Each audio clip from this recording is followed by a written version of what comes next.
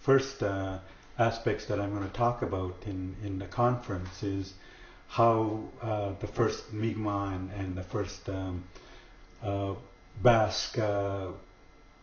exchanged their relationships, and it's a story that's been passed down by a Grand Chief of the Mi'kmaq Grand Council. His name was Gabriel Sillaboy, and Don Deblois, a linguist that worked at the Canadian Museum of Civilization, that is where I am employed today.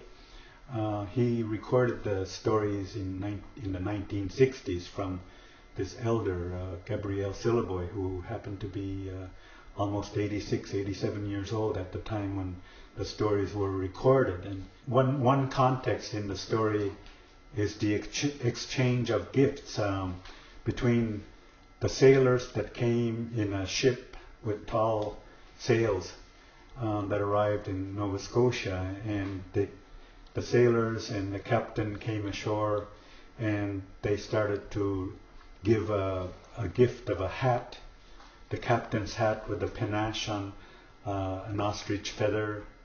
on the hat, and a coat was given to a Mi'kmaq chief, a pair of pants was given to another chief, and a shirt.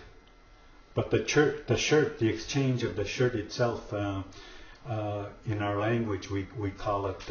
adlai, and adlai has no foundations in our linguistics. In our etymology, there's no word that explains what a shirt is. But the shirt, I found out later in an article that had been written by Peter Bacher,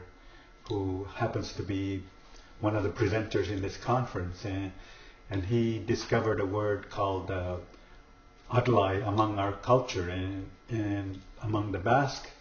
language, atora is the word for a shirt. And so atora, we don't pronounce the R's in our language, so we replace them with an L. And atora, atolai,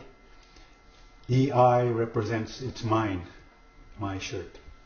And so the exchange story, or the story about the exchange or the trade, signifies that the word for the shirt was adlai, and it, for me, it confirms that these people that we exchange food, indigenous food, for European clothing, was that the fact that was the language of trade, atorai or adlai.